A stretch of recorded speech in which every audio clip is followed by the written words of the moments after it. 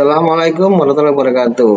Jumpa lagi bersama Pak Budi di sini yang setia menemani kalian belajar di rumah di hari ini, hari Senin, di tanggal 19 Juli 2021. Ada yang puasa hari ini? Siapa yang puasa?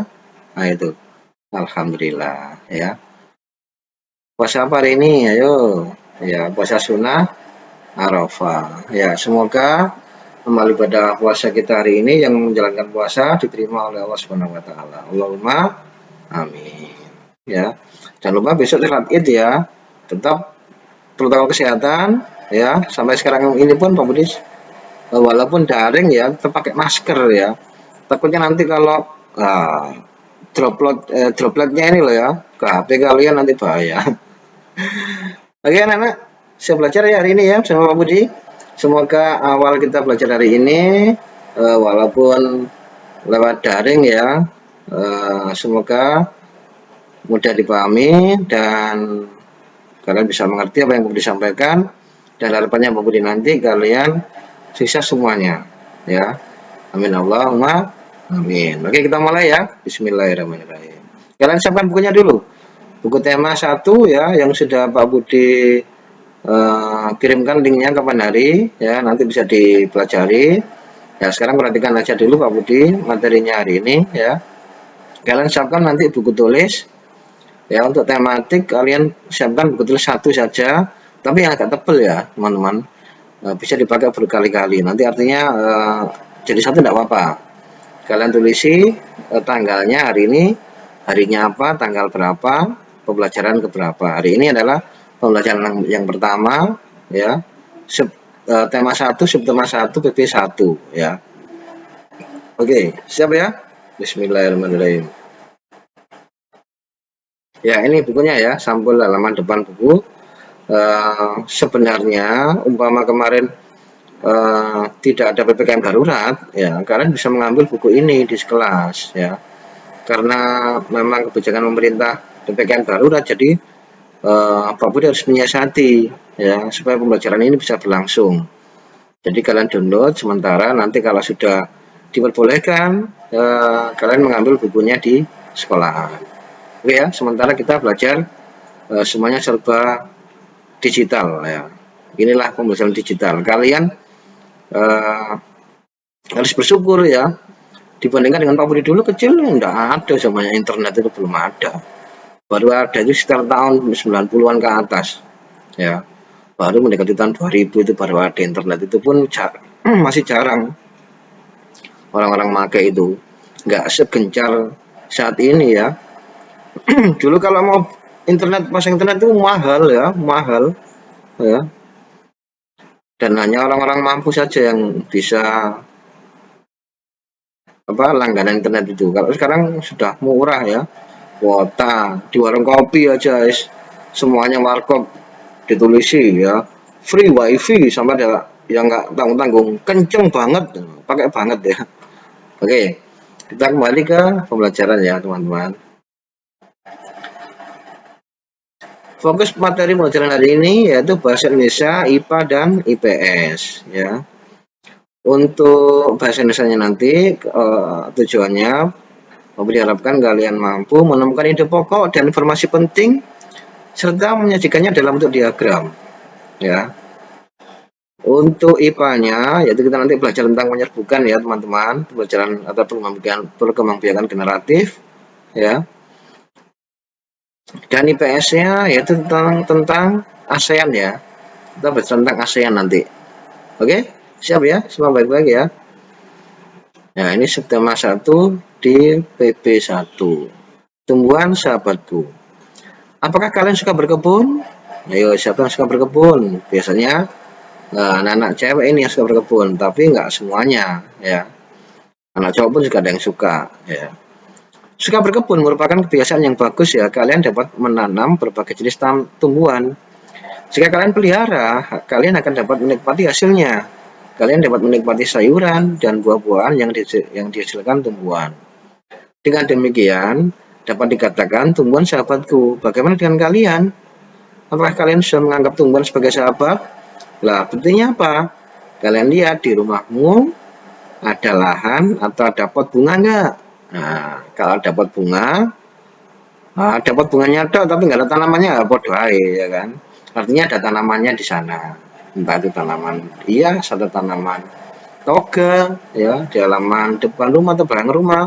Ya syukur-syukur ada punya kebun. Nah, itu berarti kalian sudah menganggap tumbuhan sebagai sahabat.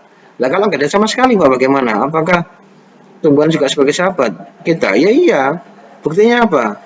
Ya, kalian kan enggak serta-merta kan? Artinya mungkin walaupun nggak punya tanaman tapi ikut merawat, melestarikan, ya itu namanya menganggap tumbuhan sebagai sahabat. Ya, sangat penting teman-teman tanaman itu ya.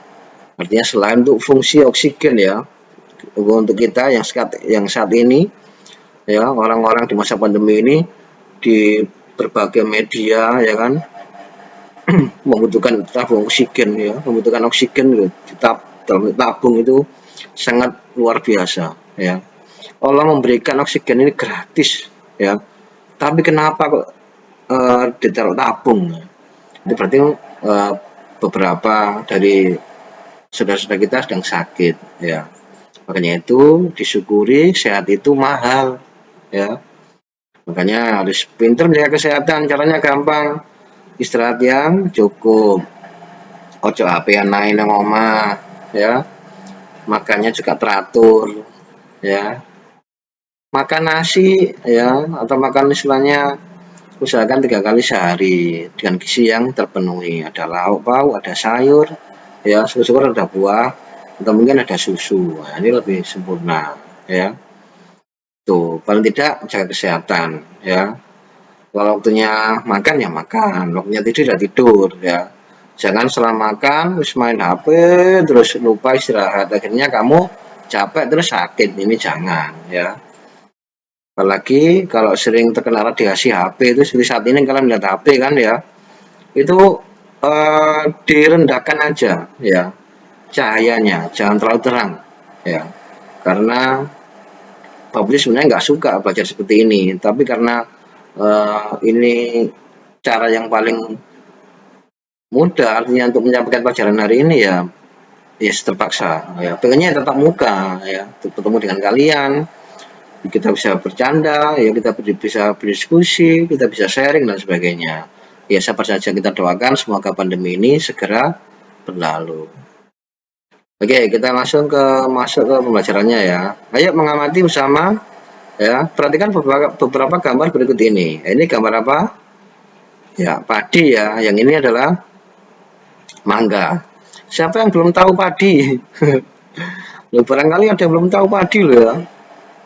Nah, kalian tiba-tiba kan hanya tahu mateng kan ya di magicom, di rice cooker, di piring ya. Ini beras, ngerti beras ya, ngerti nasi. Tapi pernahkah kalian berpikir proses pembuatan mengolahnya ini? Ya, dari biji langsung ke piring kalian. Nah, itu bayangkan sangat panjang ya perjalanannya itu.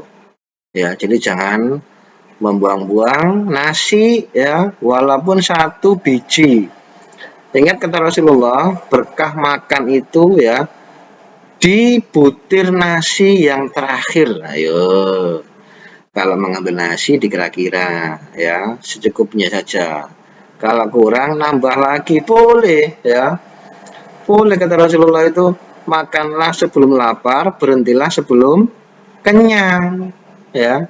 Mari warak turu ya kan, tangi luwe mangan maneh warak turu maneh, kalemu kaya apa ya. Itu ya, dari biji bibit padi muda, dewasa yang bisa berbunga kemudian sampai menguning ya. Jadilah orang itu seperti padi ini ya. Semakin berisi semakin menunduk, sama dengan kita. Kalau semakin pandai, semakin pintar itu semakin menunduk ini. Menunduk itu apa? Rendah hati ya. Nggak boleh sombong. Sombong hanya milik Allah aja. Ya. Baju kita nggak cukup merek sombong. Ada nggak bajunya yang mereknya sombong? Kalau ada tunjukkan Pak Budi. Pak Obong gini. Ya. Kemudian mangga ya sama dari biji atau pelok ya. Kemudian seperti kecambah itu ya berbunga dan berakar jadi pohon, berbunga ya dan berbuah. Tuh. Selanjutnya, ayo Om baca ya. Kalian nanti baca yang file yang mau dibagikan itu perkembangbiakan tanaman jagung ya. Ini hanya ringkasannya aja. Jagung merupakan jenis tanaman yang banyak ditanam hampir di seluruh Indonesia, antara lain Languraja Darussalam, Bali, Bengkulu, DKI Jakarta, Jambi, Jawa Barat, Jawa Tengah, Jawa Timur, Kalimantan Barat, Lampung, Nusa Tenggara Barat, Papua, Riau, Sulawesi Tengah, dan Sumatera Utara. Nah, ya ini jagung. Siapa yang suka jagung? Ya. Siapa yang suka popcorn? Itu saya di jagung juga. Siapa yang suka dadar jagung? Enak itu. Sego hangat-hangat ya. Enak itu. Nanti mungkin buka puasa minta ibunya masakan dadar jagung. Bu, bikin dadar jagung, Bu. Nah, jangan lupa nanti kalau buka puasa, kalau masih ada sisa jangan dibuang. Segera telepon Pak Budi, Pak, ada dadar jagung, Pak. Langsung berangkat Pak Budi. Pelencing gitu ya. Oke, lanjut ya. Nah, dari bacaan tadi ya, tuliskan ide pokok dan informasi penting dari teks berjudul Perkembangbiakan tanaman jagung dengan mengisi diagram seperti berikut. Nah, buat diagram seperti ini bisa di buku tulis atau di kertas buffalo bergaris, boleh ya. Kalian tentukan informasi penting atau ide pokok. Ingat, dalam setiap paragraf pasti ada kalimat utama dan kalimat penjelas. Ya, itu kalimat utama itu adalah yang dinamakan ini ide pokok ya, teman-teman ya. Ide pokok bisa terdapat di awal dan di akhir anak-anak ya. Kalau ide pokok di awal paragraf namanya paragraf. Ide pokok yang terdapat di awal paragraf namanya paragraf deduktif ya, pintar. Di kelas 5 mestinya sudah dapat yang kelas 4 ya. Kemudian kalau paragraf ide pokok yang terdapat di akhir paragraf namanya paragraf apa? Ya, induktif. Caranya begini ya, menghafalkan nggak usah terlalu berumit-rumit, menghafal banyak-banyak. Ingat paragraf itu ada dua ya. Satu yaitu yang ide pokoknya terdapat di awal paragraf, namanya deduktif. Depan. Nah, itu aja. Ini kan depan, deduktif. Ya, berarti kalau di akhir paragraf, ide pokoknya namanya paragraf ya itu temannya induktif. Ya, kalian hafalkan deduktif saja. Depan itu ya. Next, perkembangbiakan secara generatif, kita masuk ke IPA ya sekarang ini ya. Alat perkembangbiakan secara generatif pada tumbuhan adalah bunga ya, bunga ya. Jadi bunga ini merupakan alat perkembangbiakan secara generatif pada tumbuhan. Tumbuhan terdiri atas tangkai bunga, dasar bunga, kelopak bunga, mahkota bunga, benang sari, dan putik. Benang sari merupakan alat kelamin jantan, sedangkan putik merupakan alat kelamin betina. Di dalam benang sari terdapat serbuk sari. Serbuk sari merupakan sel kelamin jantan. Tidak semua tumbuhan memiliki benang sari dan putik dalam satu bunga ya teman-teman. Tumbuhan yang memiliki benang sari dan putik dalam satu bunga disebut bunga sempurna.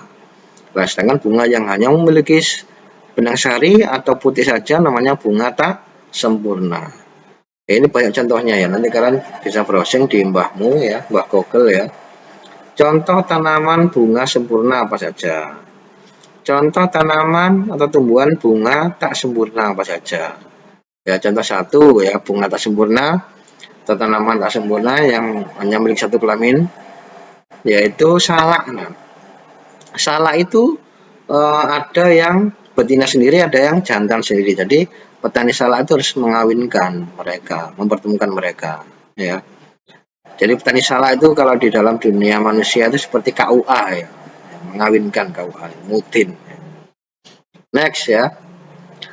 Perkembangbiakan secara generatif atau secara kawin pada tumbuhan dimulai dengan penyerbukan. Nah, ini penyerbukan ya.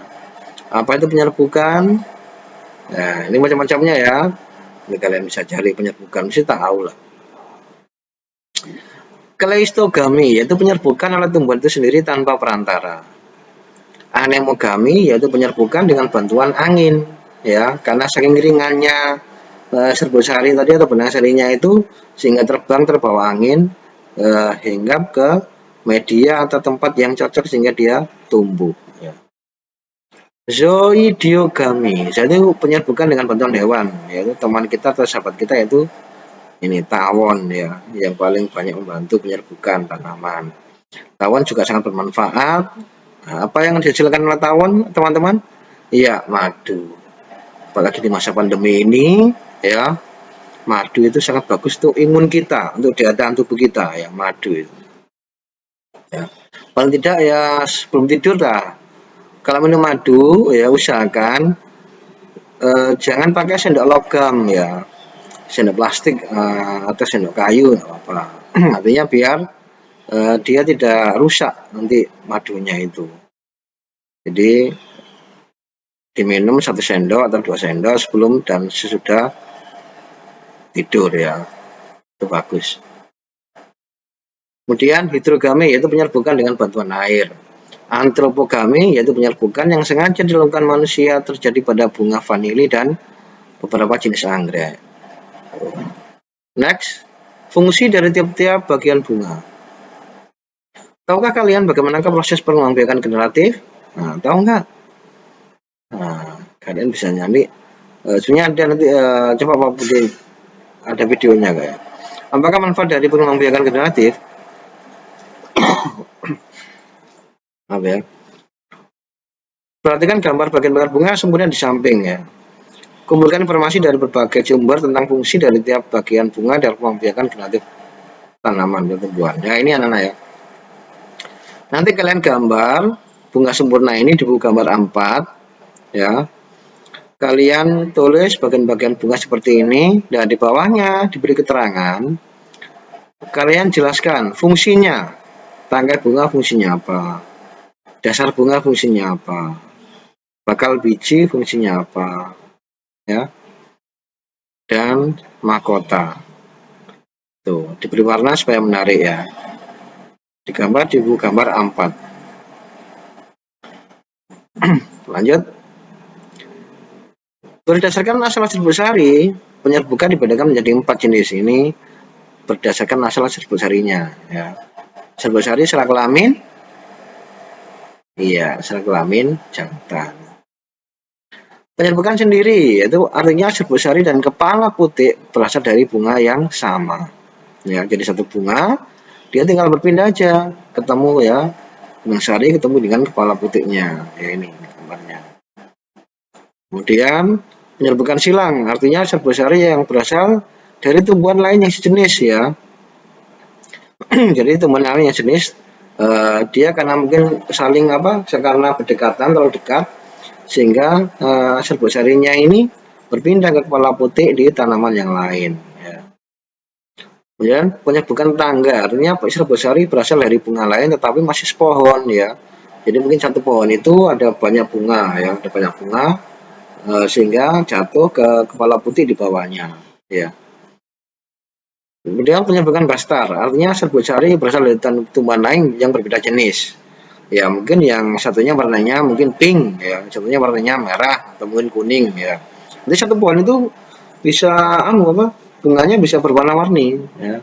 Bagus. Ya nanti kalian catat ya. Yang tadi penyerbukannya lihat bentuk lewat angin, hewan dan seperti ini yang menyebutkan berdasarkan asal besar ini kalian catat biar ingat terus ya. Ingat menulisnya usahakan mencatatnya pakai pulpen ya biar tidak hilang. Kalau pakai pensil kok kamu baca lagi lama nggak dibaca tulisannya melawur, burak, malas moco. Tapi kalau pakai pulpen kan masih terang ya. Apalagi diberi hiasan, diberi kotak dan sebagainya ya, diberi stabilo. Nah, itu lebih menarik untuk belajarnya. Oke, sekarang kita masuk ke IPS ya, teman-teman. Persamaan dan perbedaan karakteristik negara ASEAN terkait kondisi sosial budaya. Ya, inilah 10 negara ASEAN ya. Apa sih ASEAN itu? Harusnya sudah hafal ya. Apa? Ya, itu ada yang tahu. Kepanjangannya atau singkatannya ASEAN, Association Southeast Asian Nation ya. Persatuan negara-negara se-Asia Tenggara. Ya. Dulu ada 5 negara pemprakarsanya atau pendirinya yaitu Indonesia, Filipina, Singapura, Malaysia, dan Thailand. Nah ini harus tahu siapa pemprakarsanya dulu ya, yang mencetuskan awal berdirinya ASEAN itu. Itu diwakili oleh Perdana Menteri ya, masing-masing Perdana Menteri atau Menteri Luar Negeri saat itu ya. Indonesia, cara menghafalkannya, tahu nggak siapa namanya yang mewakili Indonesia pada saat itu menghasilkan deklarasi Bangkok ya. Ya, Indonesia, cara menghafalkannya begini, ambil huruf belakangnya. Indonesia, ada Malik. Filipina, ya, Filipina. Nah, Narsis Koramos. Singapura, Raja Ratnam. Malaysia ini yang beda, Tun Abdul Razak. Thailand, Tanat Koman. Itu harus hafal ya. Harus tahu. Lanjut. Inilah suku bangsa di kawasan Asia Tenggara, ya. Ada Myanmar, Laos, Vietnam sampai Indonesia. Kalian nanti buat kalian salin ya tabelnya ini di buku tulismu atau di folio bergaris boleh. Selanjutnya untuk tugasnya bahasa Indonesia yang tadi ya, membuat ide pokok ya di 4 paragraf ya, sudah jelas ya. Bisa dibuat seperti ini atau seperti tadi ya, kotak-kotak boleh, atau langsung jangan ditulis penyamping paragraf 1 ide pokoknya apa ya. Kemudian untuk IPA-nya selain tadi ya menggambar tanaman bunga sempurna dan bagian-bagiannya, juga menjelaskan fungsi bagian bunga tadi. Juga Pak Budi ingin kalian mencari satu saja jenis tanaman, boleh di sekitar rumahmu yang berbunga ya, yang sedang berbunga. Kalau enggak ada, cari aja browsing di Google ya, browsing di Google, nanti ditempelkan di buku tulismu, kemudian kalian tulis cara penyebutannya bagaimana. Nah, kalau enggak kendalanya ngeprint, kalian gambar saja boleh, pokoknya gambarnya api-apian. Iya, api-apian ya, gambarnya api-apian, beri warna ya. Tuh untuk IPA-nya. Kemudian untuk IPS-nya, selain tadi mencatat tadi ya tabel tadi 10 negara dan suku bangsanya, Pak Budi minta kalian menulis 2 negara tentang karakteristik negara tersebut ya di ASEAN, misalkan Indonesia dengan Malaysia. Persamaannya apa? Misalkan di tengah-tengah ini ada persamaannya, yaitu satu rumpun budaya dari suku Melayu, misalkan begitu. Sama terletak dilalui terletak di 2 samudra, mungkin sama ya. Kalian cari sebanyak-banyaknya ya karakteristik negara tersebut. Misalkan Pak, saya nggak Indonesia Pak, misalkan saya Singapura dan Malaysia boleh ya. Artinya negara itu ada di negara ASEAN. Ya, kalian cari, bisa browsing atau dicari di literasi lain, kemudian ditulis di buku tulis kalian. Jangan lupa yang sudah bergabung di Classroom menguploadnya ya, di screenshot saja, di screenshot, di foto, kemudian dikirim ke Classroom-nya. Jangan lupa klik tombol serahkan ya, serahkan. Jadi setelah mengupload gambar tadi, diklik tombol serahkan sehingga nanti sudah masuk tugasnya. Nanti kalau ada pertanyaan, kesulitan bisa langsung tanya di grup atau jawab Pak Budi. Yang belum gabung di Classroom bagaimana Pak? Ya seperti biasanya kirim foto tugasnya tadi lewat WA-nya Pak Budi. Oke? Nah, sementara itu ya di pelajaran utama ini yang Pak Budi sampaikan, semoga bisa paham dan mengerti ya. Harapannya anak-anak bisa menerima pelajaran ini dengan baik ya. Oke? Tetap patuhi protokol kesehatan ya, dan pakai masker, cuci tangan dengan sabun, dan jaga jarak. Tetap sehat dan semangat, sukses semuanya. Terima kasih ya. Assalamualaikum warahmatullahi wabarakatuh. Dadah.